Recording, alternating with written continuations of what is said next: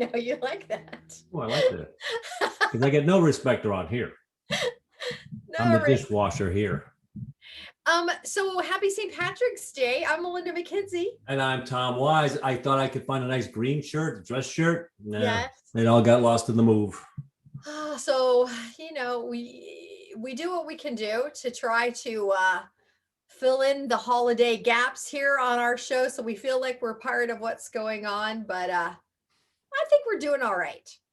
Yeah, no doubt about it. Absolutely doing all right. So yeah, go ahead. No, I was going to say. You tell an amusing tale. I am so excited to speak to our guest today. But before our guest comes on, what would you like to discuss? So anyway, I answered an ad off Facebook, like Facebook Workplace. Okay. I think a long time ago, I signed up for that to do something. And they kept me on file. So every now and again I get a little, hey, you want to work at the warehouse or want to, be a cook? Okay. I'm like, it's interesting to see all the stuff that's out there and available. I have nothing that would really interest me to do that, but it's nice to know that the economy is coming back. People are looking to put people on. It was different types of jobs. So anyway, one guy says, do you want to host trivia near your house?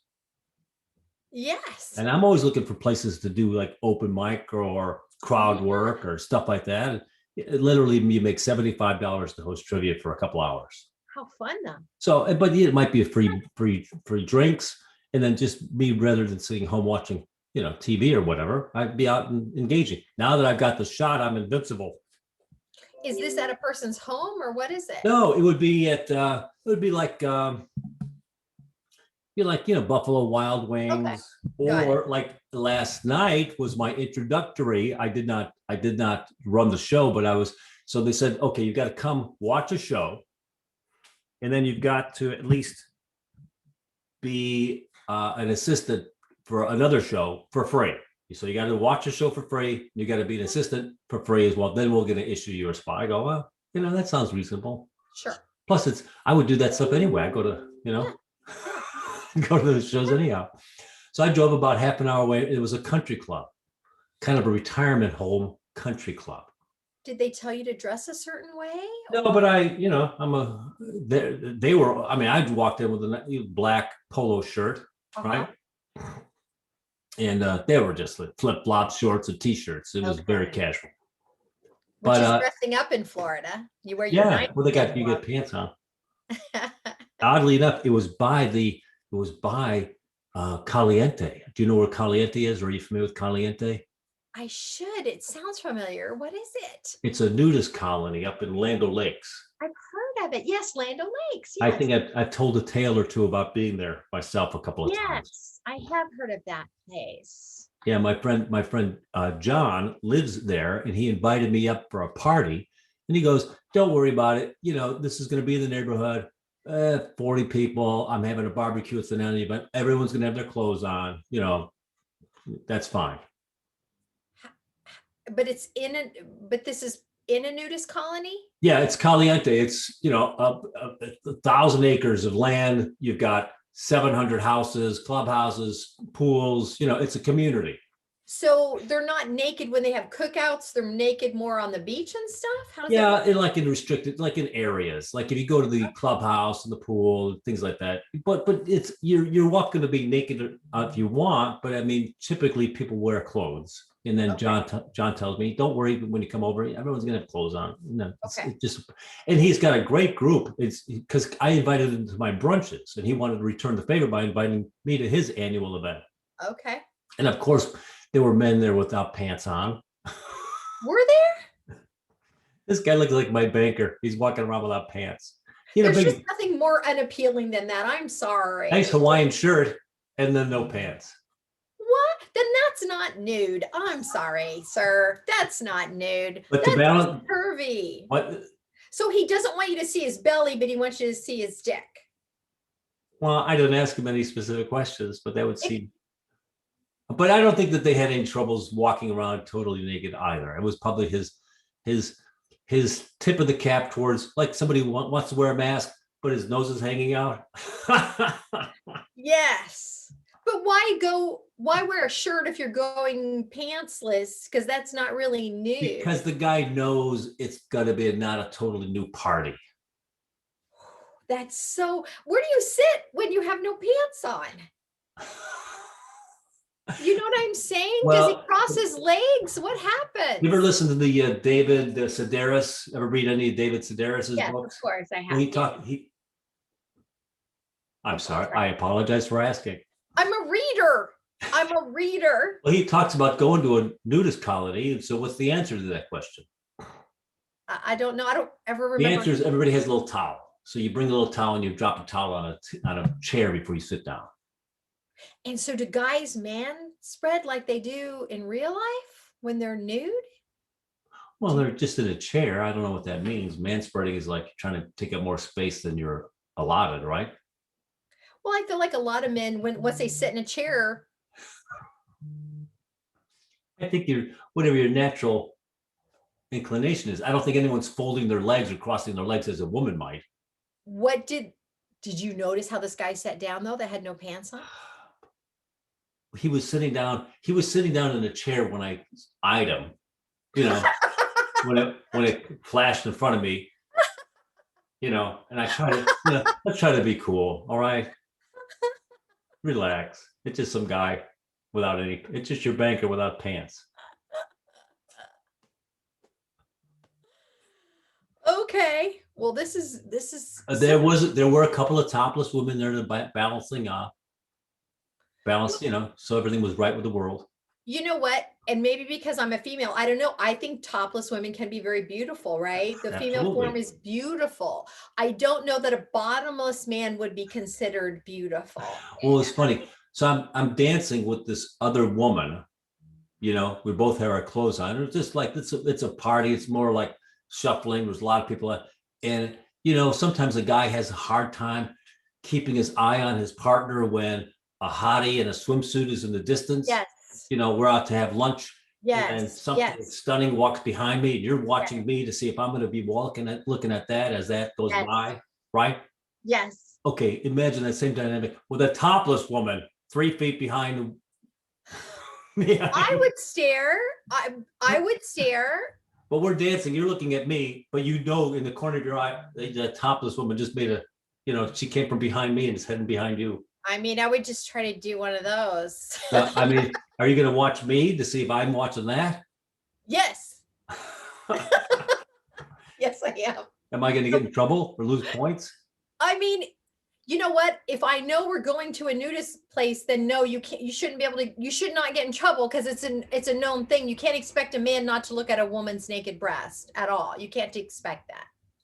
That's what I say. I say, my gosh, this is putting this is. I mean, you don't get to see that very often in nature like that. Not out in nature. In the wild. In the wild. So anyway, so we do I'll wrap up my deal. So I was go to the clubhouse, which is about 5 minutes north of Caliente. Yes. And I walk in, and as I described, everybody's relaxed, everybody's casual. And I meet the woman, very nice woman that's running the whole thing. She's running the trivia night.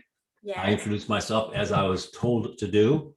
And she said she knew what I was going to get. I was just watching the game. I'm not here to assist. I'm not doing anything. So she put me in a table. She goes, here's a table with all these people, eight people. You'll be number 9 here. And now you guys are going to be a group to go in. Okay. So, and everybody's very super friendly. Everybody's super friendly. Everybody's been inoculated because this is kind of an older group. We've all had our shots. Okay. We wore masks to get in. You sit down, take the mask off. We don't know really what's happening there, but that's what we're doing. Okay. Whether that obeys science or not. So the first question out of the box is, who was the actress originally penciled in to play Dorothy in The Wizard of Oz? Now, some people know that. Sorry? Shirley Temple? Shirley Temple's the answer. I thought the whole group would know that. Nobody knew that. So I said Shirley Temple, and they're like, really? Are you sure? Yeah, absolutely. So they made that a 7 because you go 1, 3, 5, and 7, how confident you are with the answers. So after that, I was the hero the rest of the night. The question would come, they go, wheel at me. I go, I'm out. It was fun. We ended up winning. Oh, how fun. How fun. I mean, on a side note, all these documentaries are coming out. There is a new one now about Shirley Temple and about her childhood in the movie industry that looks very fascinating. Yes. So. Could you imagine? No. As an adult, I've had no level of fame, but I've been lucky that I've worked my career.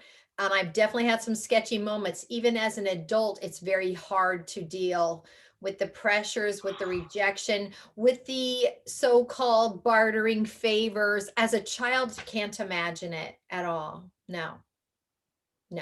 And she was popular in the 40s and 50s. Yes. And is she still alive? Shirley Temple Black? Okay. Yeah. So so I'm very much looking forward to watching that. So, well, we're gonna have a whole segment on nudist colonies because I have so many questions. And guess what? I get up to go use my cell phone because you're not allowed to use your cell phone in the area. So after we answered a question as a group and we're waiting 4 minutes for everybody else to finish. I mean, there was like 9 tables. So I walk outside to the bar and I'm using my cell. I look over and somebody calls my name. I go, how does anybody know me here? I'm in the middle of nowhere. Who was it? It's John, my friend from Caliente. He's over there. Okay. That was crazy. Do they not allow phones at the nudist place because people will take pictures of naked people? No, they don't allow phones in the trivia room. Okay. So you don't look up answers. Cheating everything like crazy. That's a significant no. Yeah, got it. Okay. So when are you going? When is your night to be in charge of trivia? The guy is going to call me today at 2. Okay. We're going to have by the way, after we won, they try to give me the money. Our group won $30. Oh, because you knew the Shirley Temple answer. There was a couple other answers I pulled out. What is the amount of money you win? We won $30. How fun is that? Yeah. They try to give me the money. Because I'm saying I'm working, and so people are like, my God, he's got to pay the bills, making a living. Oh, this poor guy came into work. We got to give him the money. Working a trivia thing. Oh my gosh. I've played cards with my mom's. I like making money though, but I don't, I wasn't. But it's fun though. Like my mom at her community, 55 and older, they play cards. It's like a dime a hand, right? Yeah. So it's, and it's very fun. I played bingo for cash, and it's funny because I came in as an outsider, even though I was someone's, daughter. You're an outsider. And I started winning, and the men at my table were not pleased. We're not pleased at all that I was winning like a nickel here, a quarter there. How dare I just come bring my young blood in and take their quarters and nickels? It's fun though. You know what? It's fun. It was fun. Yeah, no, it's totally fun. And it's, I get people can make fun of bingo, but it's a nice social activity. Absolutely. You have an element of fun. You get to eat some food. You get to see your friends. And I personally, from the time I was very young, I love playing cards with people. I'm a euchre card. Do you like to play euchre? I've never played. I think I've been introduced to it a little bit. But let me just tell you, they had 9 tables there last night. Everybody's having a ball. They're all, eating for $15 and drink. One guy, my God, the guy next to me. So I sit down and she asks me, what do I want to drink? The waitress comes by and the guy next to me is, has a tall, clear glass and it's filled with bubbly water. I go, well, I'll have a club soda like him. And he's like, there's a little bit of vodka in here, my friend. He must have had 4. Well, all right. Well, if he lives in the community, he's not driving home. Yeah, it's great. These guys all live there. They said we had to sit here since 4:30 to secure this table that this game doesn't start till 6. It's that popular? Well, that's really fun. And so the trivia stuff, who picks the questions? Like, how does that even work? That's all done by the company then there's a company that hires the woman that did it. So they'd hire me and I'd come, Got it. They issue your packets or whatever the hell the thing is. And you tell jokes in between. Is that how it works? You kind of keep the... She has very little patter. The woman had very little patter, but you could see where you could do some patter someplace, interject. Then they have a couple of things that she's doing, like, and then our next category is going to be, mixed vegetables and crazy states. And it's wild card. Everybody yells wild card. This is Okay. right up my Well, corny alley. no, that sounds like a lot of fun. I'm glad you got to do that. So you got this off of Facebook Workplace? Yeah, I clicked the button and said, send in your resume. And then, my resume looks pretty decent. Yeah, no, I like that. I was just telling someone the other day I recommended backstage.com. I found some really good work at Backstage and I'm glad you said backstage, not back page. because it's a good way. If you're an actor, you can do really solid commercial work. You can do those. Have you ever done those things where as an actor in between to like make money? Absolutely. What's that? Absolutely. My boy Jay Adams used to do, he used to dress up as a pirate, and get work as a, someone's having a birthday party. He's going to be a pirate, stuff like that. Michelle sent me a thing, said she's waiting, but I don't see her on here. Oh, here we go again. Oh, no technology. Are you on Facebook? She just sent me a text. She says she's waiting. So I don't see her plugging in. So should I ask her? Here's what I'm going to do. I'm going to pause the recording. So people don't have to suffer us, whatever. Okay. And then we'll figure it out. We'll be back with our guest in just a couple of seconds. Okay. Did that pause? Not, it says still recording on my, there she is. We've done it. Yay, technology. We did it. Uh-oh, checking for see if you're on mute. He's going to check for sound. Can you hear us? Can you hear us? We can't hear you. Yeah, we can't hear you. It's okay. We'll figure it out. I'm going to pause the recording again. I'm not tech suave. No, we aren't either. That's the problem. We always, every show, we're like, let's just see if it works. We don't know. How are you? Good. Oh, Great. Michelle, I am so excited to have you. I have just been so giddy waiting for you to come on and speak to us. So, Michelle, Michelle. Hi, Tom. Thanks for coming on the show. How exciting. Yeah. And so, Michelle, for our audience, can you tell people what it is you do or what your gifts are? And then we'll go back and talk to how you discovered them. I'm a spiritual medium. So I connect with spirit and I receive information and then I give it to whoever is sitting with me. Wow. How great is that? Yeah. So I know Michelle because I've been fortunate enough, a friend of mine, Diane Gallen, recommended Michelle, and I'm very open to intuitives, the psychics, mediums. I've had a lot of experiences because I just think it's magical and beautiful that we have these options. So I've had wonderful experiences with Michelle. And I will tell you, before we get started and she tells where she came from or how she discovered her gifts, my personal experience with Michelle is she is honest. She tells you right off the top, I'm not going to sugarcoat. Michelle doesn't say you're going to have a great life.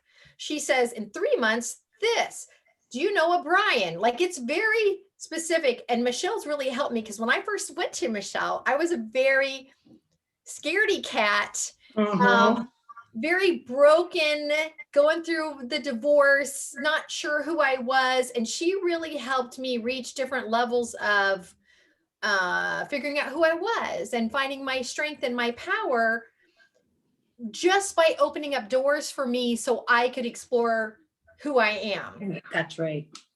And so, Michelle, can you share with everybody when you first realized like you had this ability? Because in the world we live in, this isn't much talked about, or if it is, it's really suppressed. Right. It's come a long way since I was younger. When I first tapped into it, I was 4 years old when I first knew there was something different about me. Wow.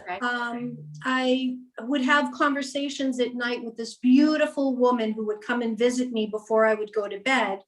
And I had this really curly, kinky hair when I was younger, and I always wanted to have long dark hair, long hair.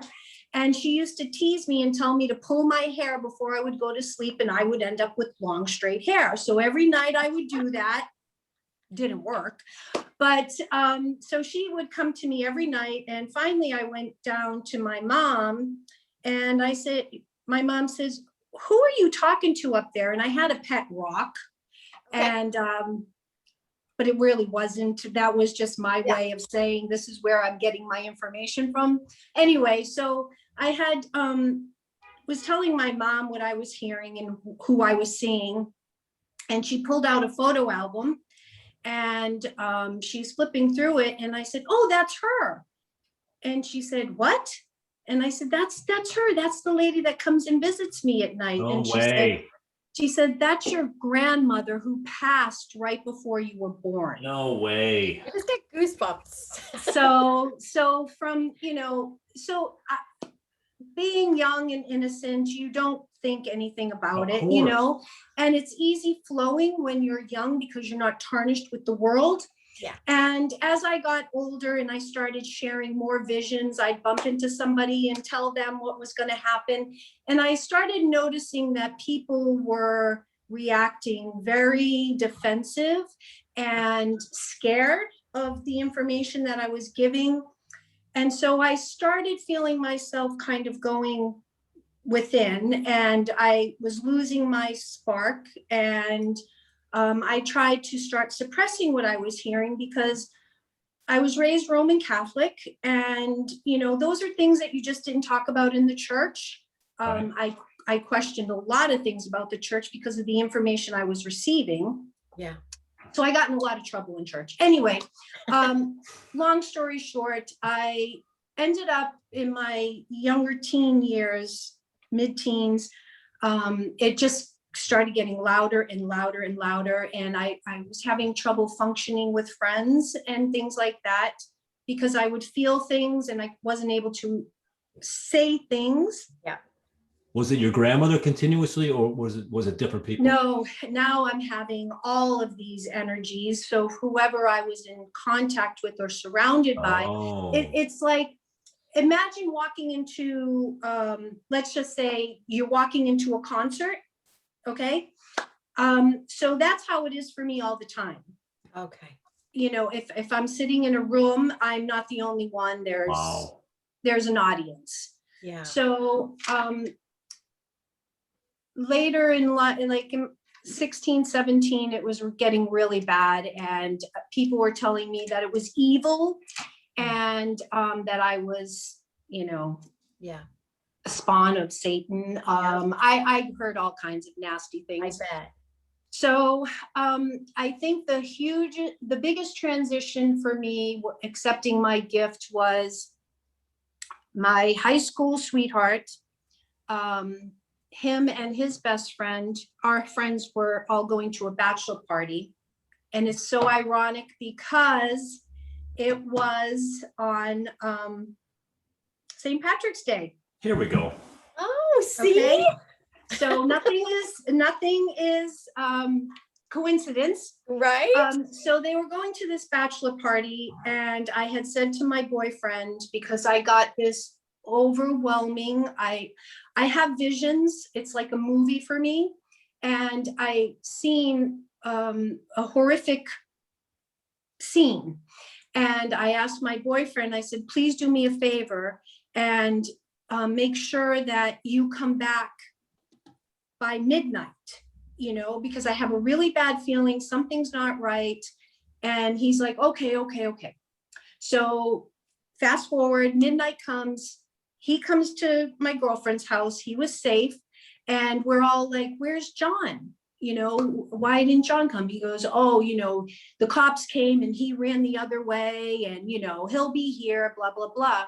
So I was just happy that Buddy was there with me because I knew I still had that, Yeah.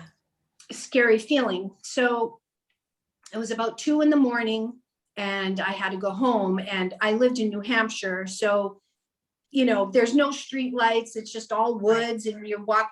So I'm walking home, and all of a sudden I heard this huge scream, like everything that was surrounding me was screaming. The trees, the ground, the rocks, it was like the earth was screaming to me.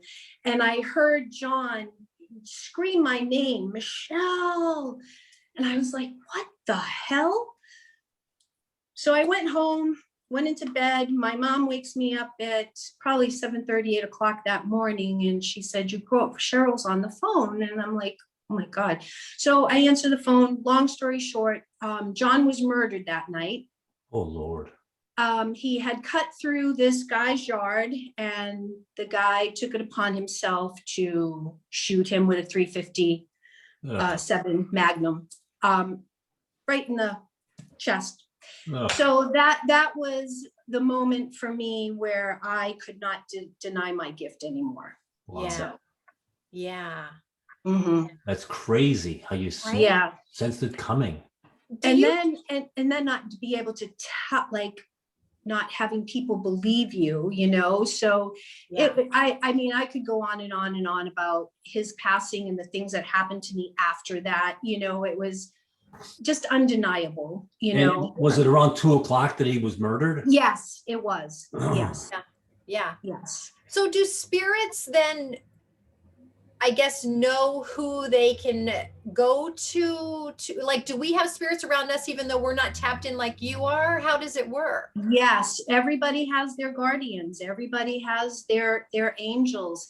And I think that, you know, with how society is, and we're all so wrapped up in, you know, making our coins and, you know, raising our families and being so distracted by the outside world, the majority of us don't know how to go inside and hear what our angels have to say to us. You know, you know, people squash their intuition. You know, people think it's anxiety, but that's just spirit touching your heart, trying to, you know, open you up to listen or guide you to the right, you know, right path, right door, however you wanted to say that. But everybody has the gift.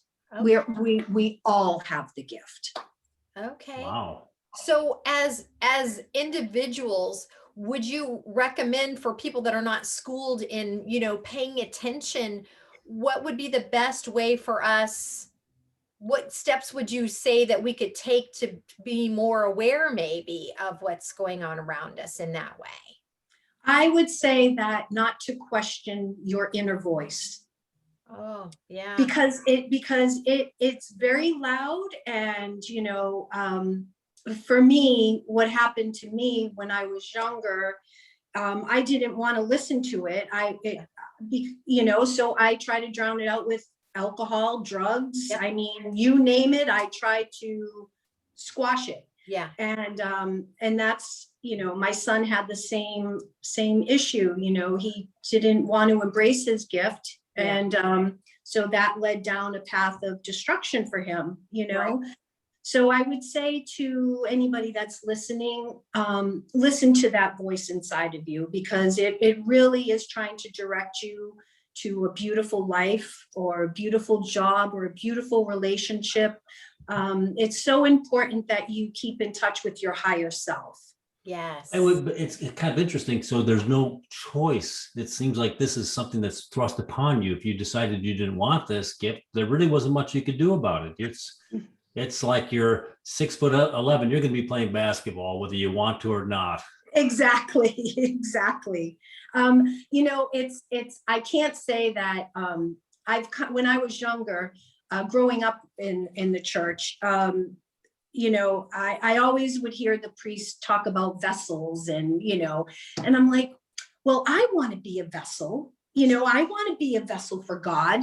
And I would say it over and over at night when I would go to bed. I would say, okay, God, I want to be your vessel. Right. Or, okay, goddess, I want to be your vessel. Well, guess what? Yeah. Be careful what you ask for. Yeah. Yeah. So how did this become kind of like a calling, and people recognize that you had the gift and that they would seek you out? You know, it just all kind of, once I accepted it, and I started writing a book, and of course, that's not where I was supposed to go. What actually started it is I had in Florida, there was a girl that was abducted, and I knew where she was and I knew what happened to her. And I stepped outside of the closet and I contacted the police and You gave became them all suspect number one. gave them all the information. And I learned very quickly that ego gets in the way of spirit. Yeah. So it was difficult. So that's basically how I started. I kind of jumped out there and put it out there. And everything kind of snowballed after that, all through word of mouth. I figure if you're meant to be in front of me, spirit will lead you to me. So Yeah. that's how it has unfolded Yeah. for me. And you've worked successfully with the police in cases, right? Yes. At what point were they able to accept? I mean, I'm sure immediately they suspected you because you have information, right? Right. Well, with the Jennifer Odom case, I had journaled everything from start to end. Okay. And I finally got I got the captain and the detective to come to my house. Okay. And before they came to my house, Jennifer had me sit down and write a letter of exactly what the captain was going to wear. And, giving, me information about her, what happened to her, and about the captain's dog that he had a broken leg. So I wrote it all down. I sealed it up in an envelope. And when they came to my house, I just handed them the envelope. Yep. And so they're questioning me and I'm giving them the information, and the captain says, well, how am I supposed to believe you? Like, where are you pulling this from? Right. And I said, well, that's why I wrote you that letter, from Jennifer, so that you could witness how it works. Yes. Long story short, he opened the letter, he read it, and it was exactly what he was wearing. Wow. Even to the pin on his jacket. His dog did have a broken leg, but I misunderstood. It wasn't the back leg, it was the front leg. Okay. And after he read it, he looked at me and his partner looked at him, and they both shook their head at me and said that they basically needed a strong drink. Yeah. So that's how that all unfolded. Yes. So you and I spoke a little bit yesterday about the world today, and I shared with Michelle the event you went to, where the one, I don't know if she was psychic or intuitive, where she kind of said, hey, 2020. Can you share that with Michelle? She was an astrologer. Okay. Mm-hmm. And what did she say, Tom? Oh, it was crazy. It was the last December 21st, the winter solstice. So it was an event, a gathering event of about, 150 people, mostly women. It was a women's group that men were allowed to come once or 3 times a year, whatever. And then if you remember, that was before COVID, it was before it all. And the economy's flying. We're a couple of days away from Christmas. Everybody's in a joyous mood. It's a big party. She gets invited up about 20 minutes into the program, and she's like, the shit's about to hit the fan. Hit the fan. Yeah. And it's not going to be for a couple of weeks. It's going to be into the future. It was crazy. Yeah. And she wouldn't get off of it. And then after she talked for about 12 minutes, and the president comes up and goes, my gosh, Sally, can lighten up a little bit. It's the holidays. Yes. But that's how the universe works. It prepares you, it warns you, it's, and you have all of these highly intuitive energies that feel this turmoil in in this world. So yeah, COVID is a real awakening in so many facets for this world, and I feel that it's taking us back to the basics of life, simplicity and Family. humbleness and family. And a lot of ego is being, taken out of the equation.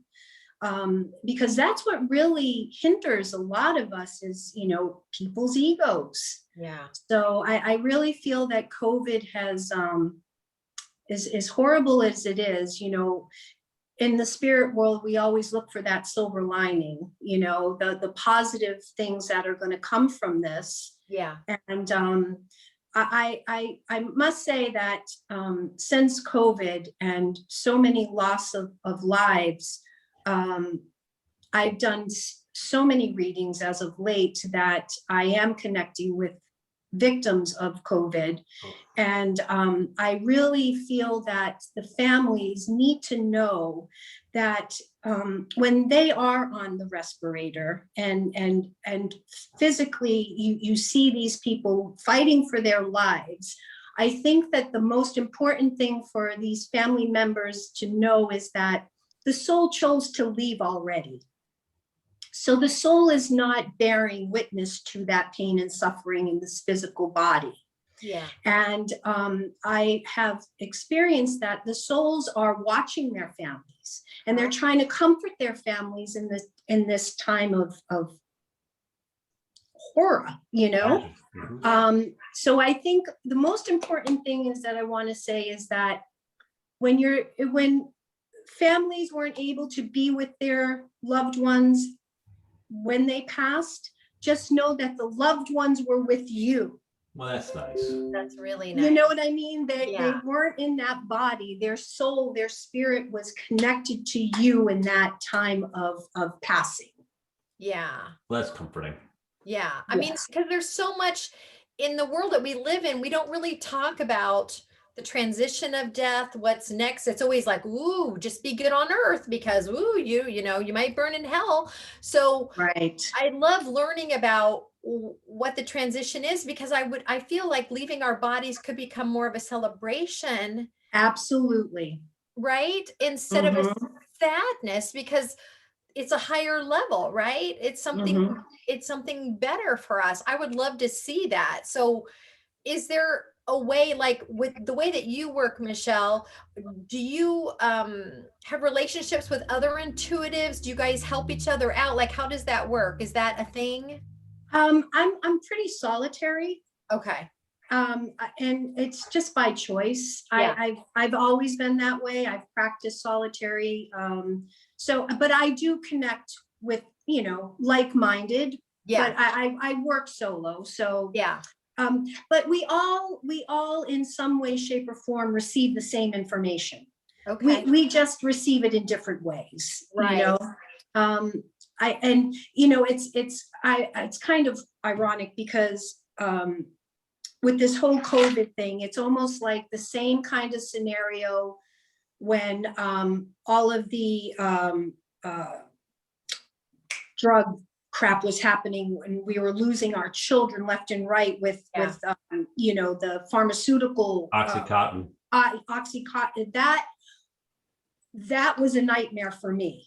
That 10-year span, I had parents at my house every day that had lost their children to the drugs, So it was a nightmare. And then, now we're in the COVID and the same kind of, mass of people leaving,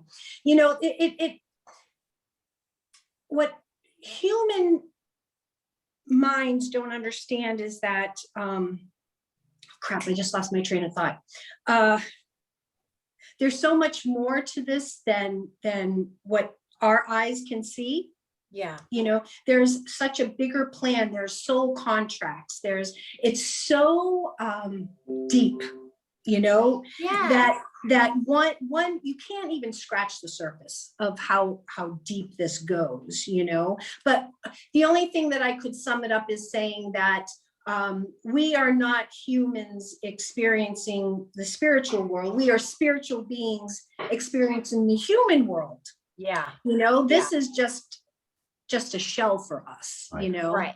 So it's basically us getting back to where we came from. Where we came from. So with the Mhm. soul contract, that means we plan on being here in this life. That's why we know we're here. The people in our lives are here for a reason. Yes. We're working some shit out. Yes. We Unpacking choose good our stuff. family. We choose our parents. We choose our loves. We made contracts before we came here. Wow. So our soul group, we all have soul groups. Okay. So that's how you work out your karma. That's how you reconnect with your higher being. And that's why we're here, really, is to Okay. reconnect with our higher selves. So who do you see around Melinda? Oh, She cried. That's a small room she's in. I mean, when I've seen Michelle, it depends on what's going on in my life, who's around me. You know, there have been times it's been my grandmother, an ex-boyfriend who committed suicide. Yep, It's been different people depending on what I needed at that point. that's in my- right. That's what I've learned from you. Mhm. And especially since I've spent time with you, I've really learned to practice thanking everyone, continuing to ask them to teach me, to make it Mhm. clear to me, because I know that I'm learning, you know. So the funny thing is, like, speaking of intuition and stuff, one small thing that I do, because I work from home now, and when I used to work out in the world, I would do the same thing. I would just kind of sit with myself for a minute. And before each show that I do, I say, okay, show me what to do. Let me be my best. And there are times, Michelle, that I get the feeling, it's not words, but I get the feeling, you know what, it's not gonna be a great show. Mhm. And I'll accept it, and I'll show up, and things will go wrong, and I'll be like, all right, okay. I'm not Mhm. surprised anymore, Right. because I don't know why it's not going to be a great show, but I just get the feeling. And so for me, it's just a small little nugget of, you know, learning and paying attention to how I can be better. Because I think had I not prepared for that, I would be very frustrated Right. of that. So for you, for someone that, you know, you are tapped into that, how do you rest from that? How do you, you know, get peace from that? Is there a way that you protect yourself so you're not always Yes. You know, in the beginning, I couldn't. I didn't understand how to disconnect. okay? So as I got older, you know, I'm like, okay, look if you want me to do your work, then you need to give me like some time for myself so I can hear my Yes. own self. And you know, the more, if you speak up to spirit, they'll help you, you know, they'll go, okay, you know, you just have to take control. Yeah. And I didn't know that I could take control. Yeah. So I was just, you know, everything was coming in and I'm trying to discern where it's going. So now I say, okay, wait a minute, one at a time. Okay. You know, and it's the same with my readings, because, you know, it's like an open door and spirit is just like, you know, it's like they're all there. So it's just, okay, who's gonna be the first one, you know? And so I ask, you know, if it gets overwhelming, I'll just say, I need a break. And it's funny because, you know, I'll go like before I would be like, okay, what am I doing wrong? But now I understand that spirit does give me some time and space in between. You know, like I'll go a week and it will be a very light week. And I know now that spirit saying, okay, we wore you out. You need some time for yourself to regroup, because it doesn't do a service for my clients, you know, if I'm Exhausted. worn out. Right. And that's what I like about seeing you, is that I feel like, you know, you're always encouraging, you know, write things down or record or whatever, so you can be in that moment. Because so much information, because you'll say names and I'll say, I don't know that name. You're like, just remember it for later. And it always will come back up. Like, I didn't know I knew a Brian, because it's so overwhelming to be in your presence to try to take it all in. Right. So it's very helpful to like take notes or record, so you can, I have so many notes from you. And then, you know, my first thing is like, it's like taking a class somewhere, because then you have Right. to sit down with it and look and take it in. And then as things occur, it's just so exciting to know that there's reasons for things. Right. Even if you see it as bad, which now I've learned that there's not a bad, There's not bad. you're just Mhm. learning stuff, right? You're just figuring Absolutely. things out. Mhm. So, some of the stuff we talked about yesterday with what's happening in the world today, what advice can you give for people? Because obviously people are very upset right now and feeling like the world is very broken. What advice can you give for people with what's happening in the world today? What I've been receiving from my spirit guides is that this is a great awakening. This is transitioning into one beautiful world.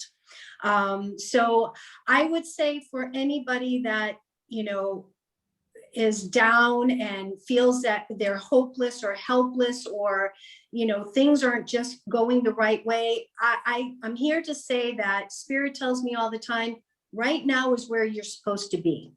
Whatever is going on in your environment right now, that is where it's supposed to be. And the one thing that you as a human is to find something positive out of something very dark. I feel that the darkness is finally starting to move out, hence COVID. Okay. I look at that as a very dark energy that's kind of like just like a fog, that is just very heavy on this world right now. But I feel that darkness is lifting. Okay. I really do. And spirit is revealing the darkness in the world so that the light workers can come in and heal it.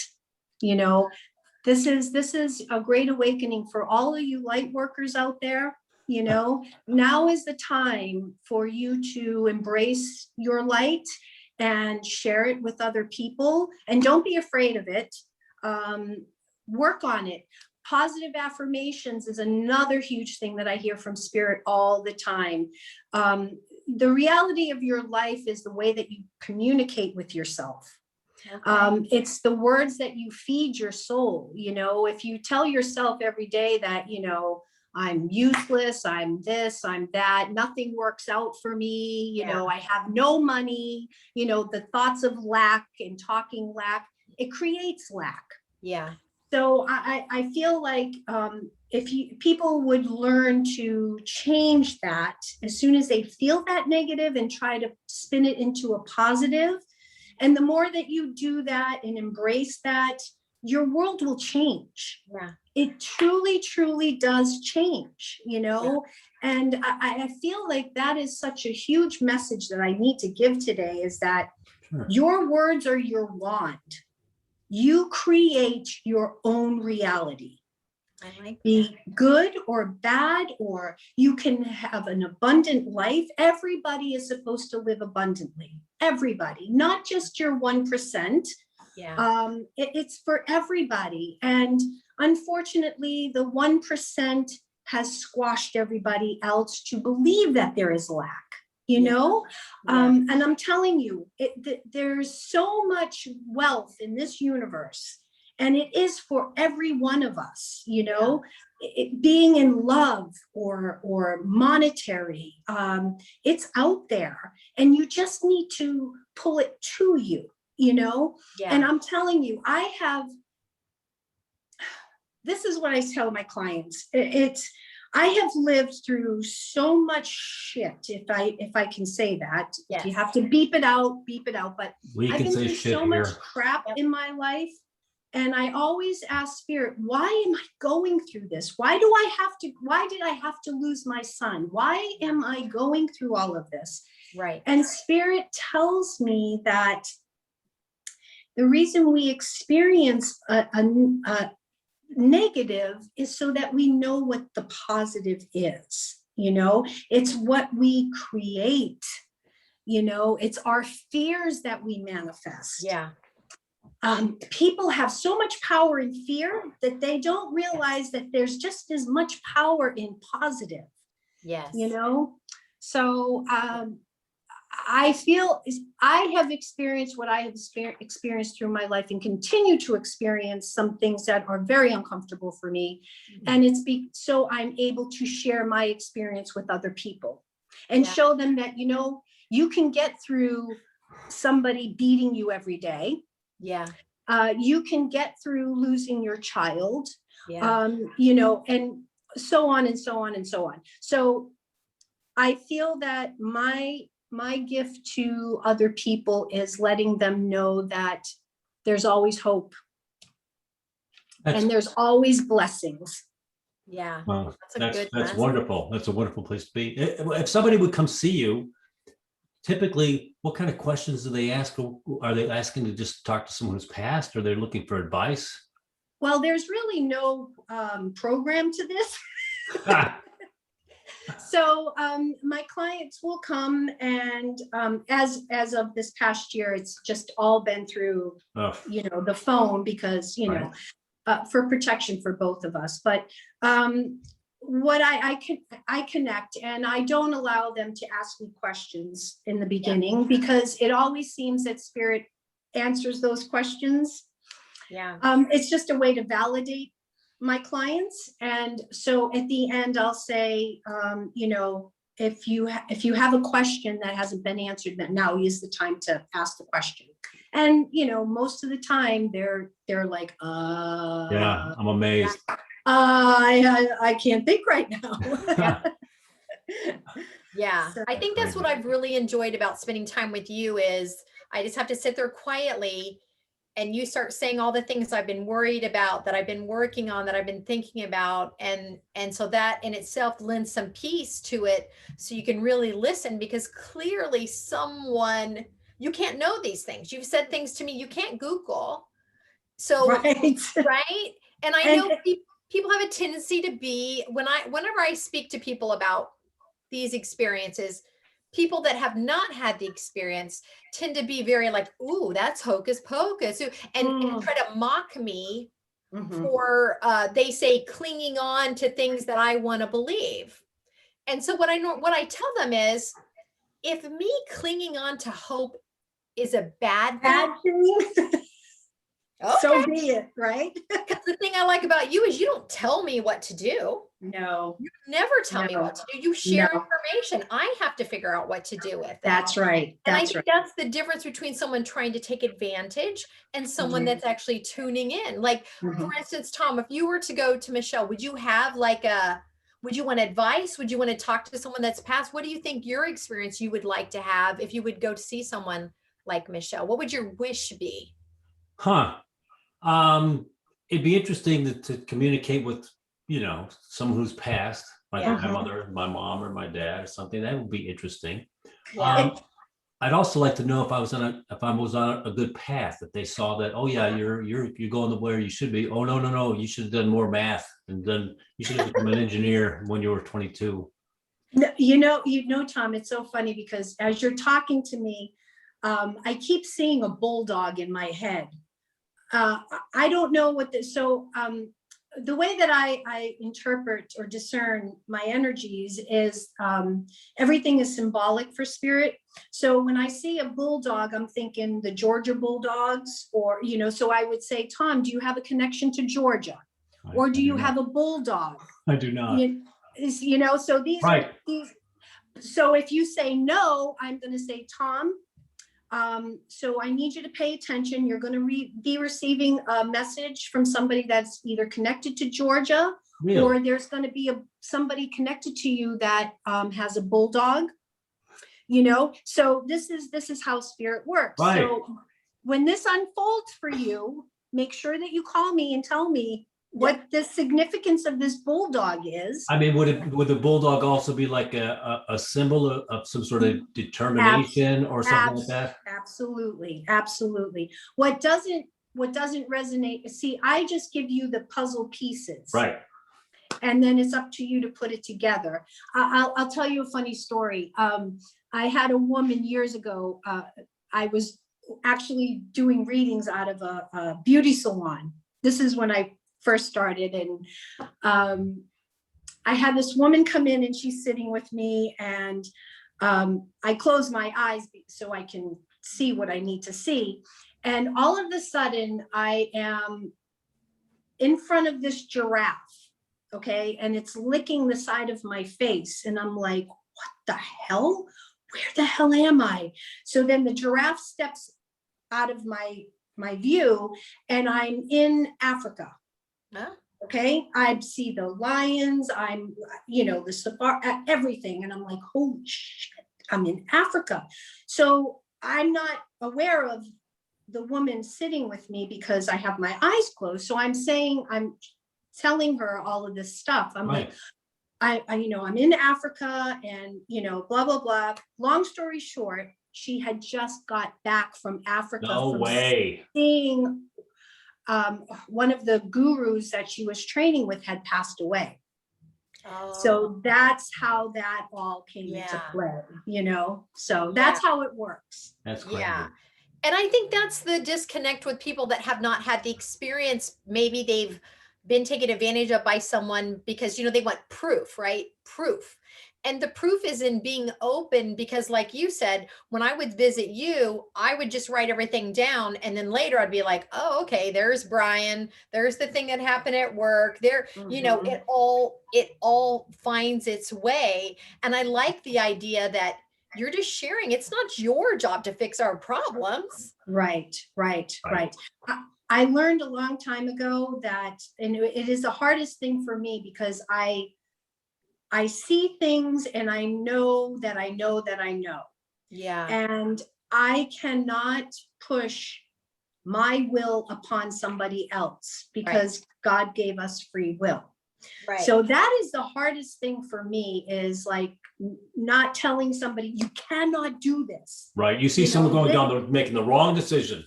You shouldn't go, drop out of school. That's right. So it's up to them to take that information. And I had a woman that came to me, and her daughter were going on a trip. And I didn't know this, prior to me reading her. So I'm giving her the information, and Spirit is telling me for them, when they were driving, not to take the normal exit, that they had to take the exit after that exit.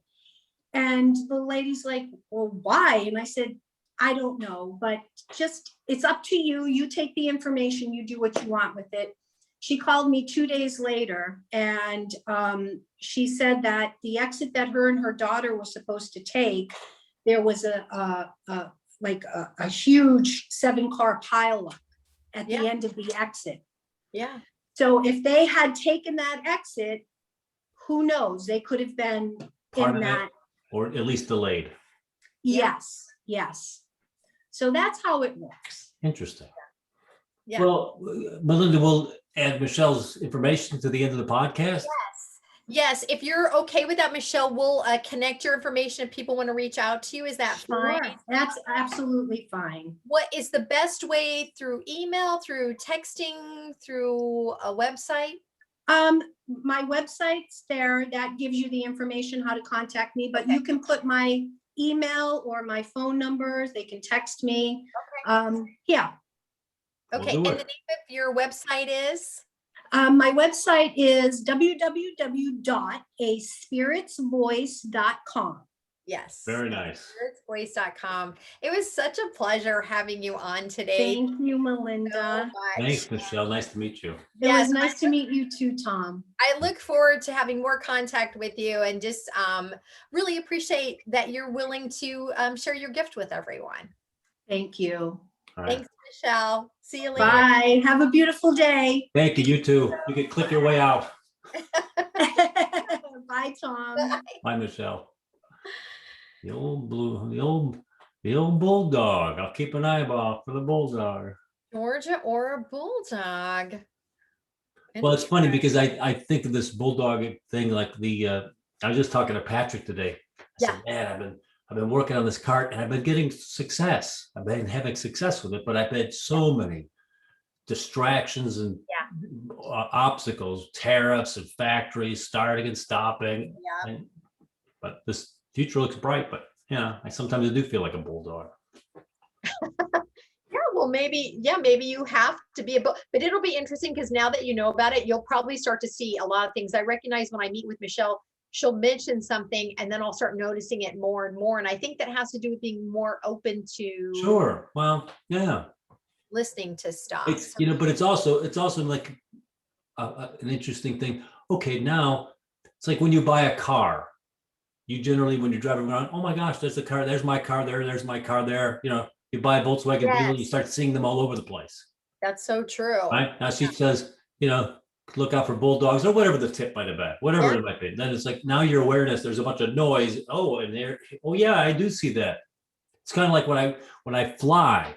Yeah. It used to be, first 10 flights up, you're up, and it's all just confusion out the window. It's like it all looks like streets. It all looks like a park. It all looks like a golf.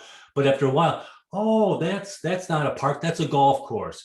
Yeah. Oh, that's not a street. That's another runway. So you start discerning and fine tuning your awareness. So if somebody says, look for something, oh yeah, now I can start seeing it. I can see how that would That's so work.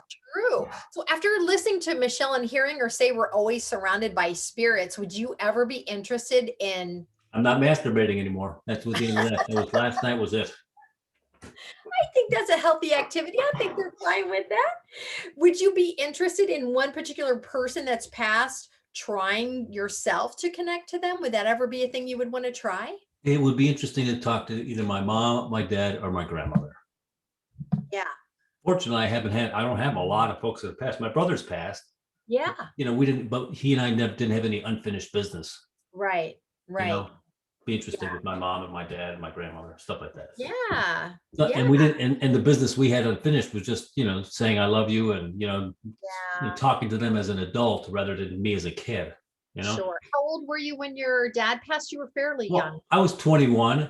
Yeah. My mom, my grandmother passed the same time, but it's still, you're trying to figure shit out. You're more, Yeah. Whatever.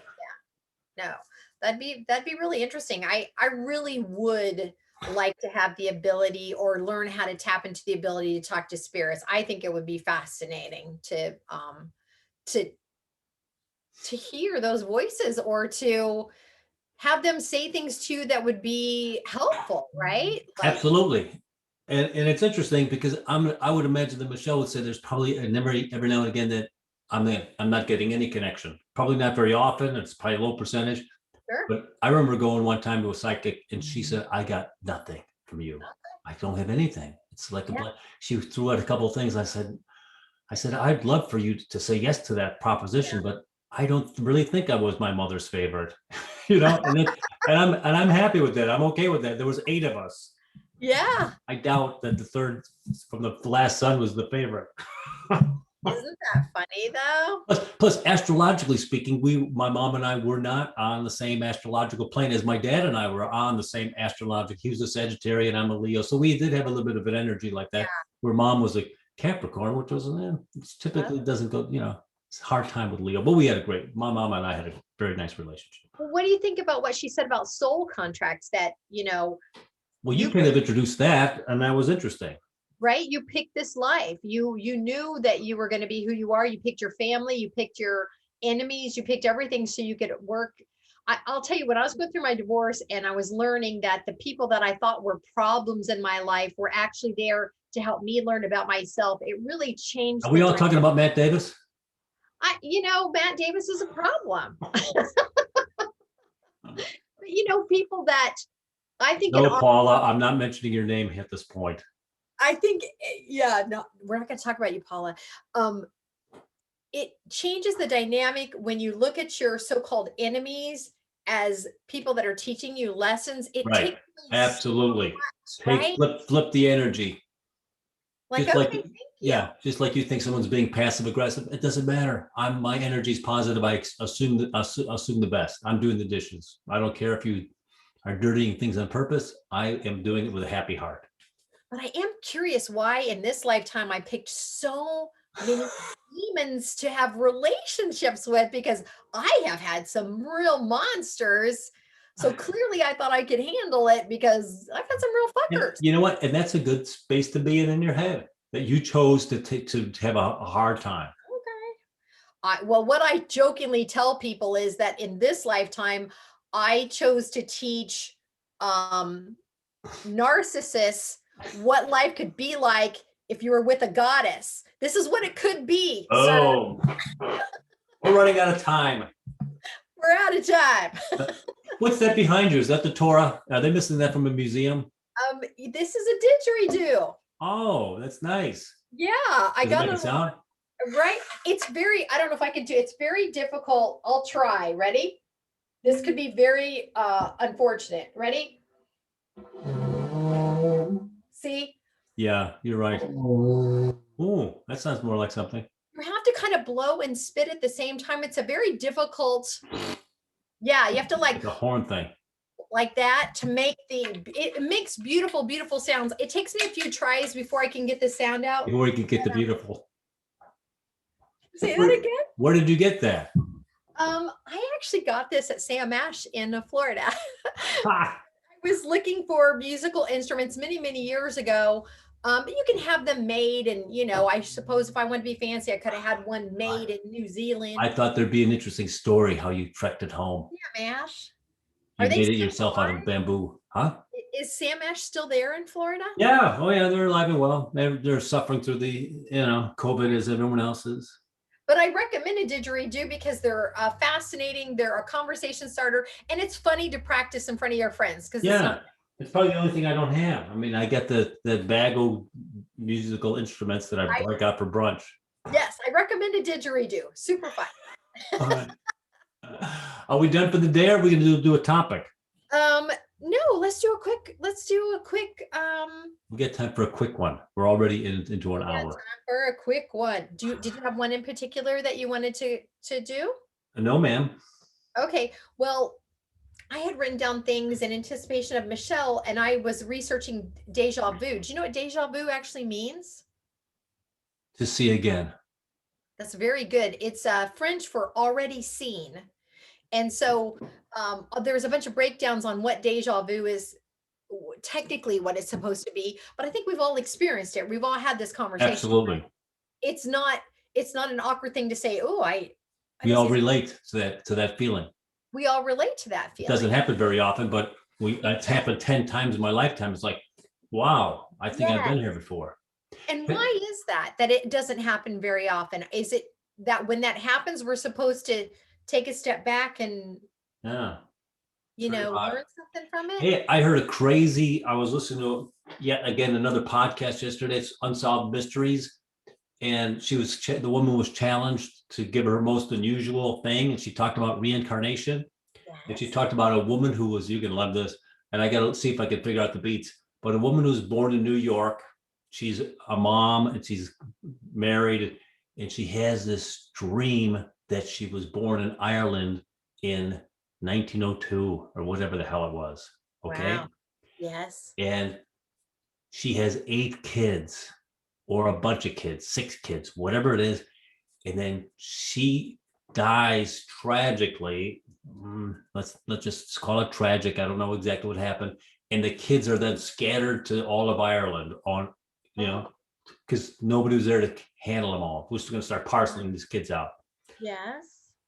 So this woman who's born in 1956, 62, she starts having this dream that she's this woman from Ireland. Oh, wow. Reincarnated.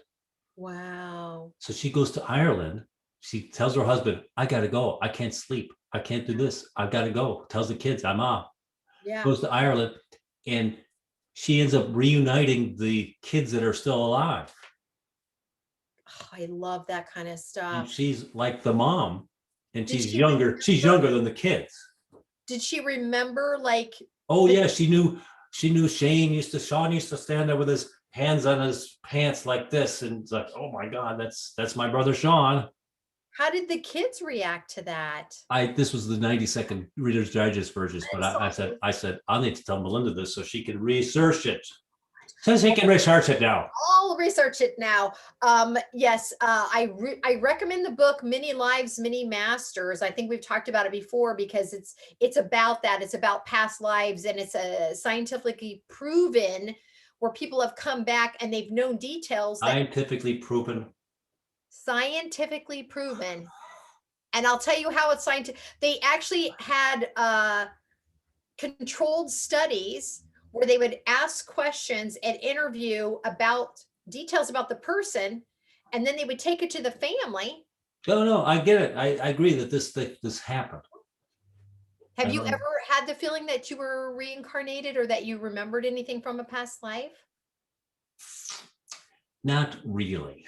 Okay. I think I was a woman at some point in the past, though. We all, I mean, if you want to check into this, what I have learned is He had large breasts. Huh? no, you're all sexes, because that's how you learn all the ways of how you need to be, that you're all sexes at all, you change so you can, learn things along the way. I So know. It's crazy. no, I love everything about this.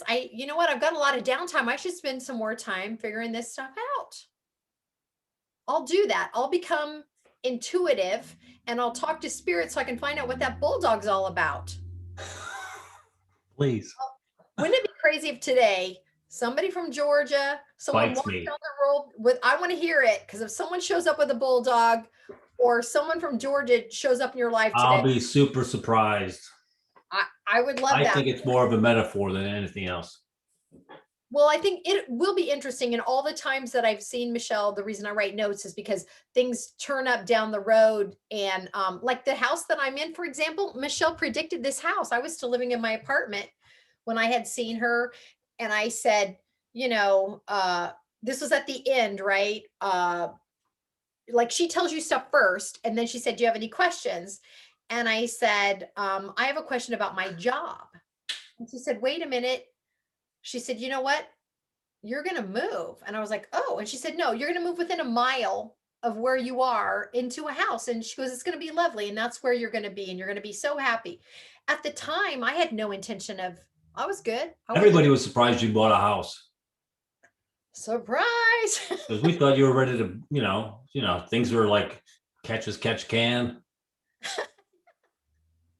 Right? But I understand when I moved to New York that everybody thought I'd, get it out of my system and come back to Florida. Well, it was hard. It's so hard. I mean, my buddy moved out to California, dug in, and he's disciplined.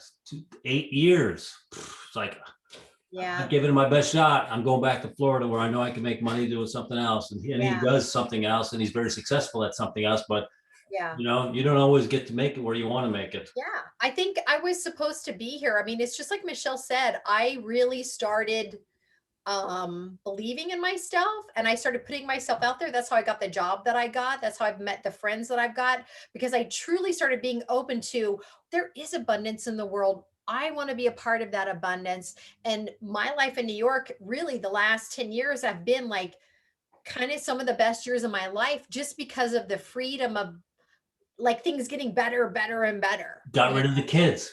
I understand exactly what you're saying. What? Are there kids involved? What?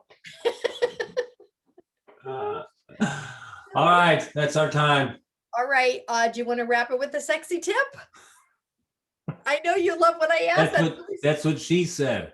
Boom. Wrap it with a sexy tip, everybody. All right. All right. Well, I'm Melinda McKinsey. And I'm Tom Wise. And you've been unpacking some shit with us today, and Michelle Torrey, and we will put her website and all of her contact information up for everyone. That's right. Have a great day. That's another one in the can as I look for the recording button. And then we'll be back on Friday with Helen Keeney is scheduled. We'll see if that really happens. That's exciting. Very exciting. Thanks, everybody.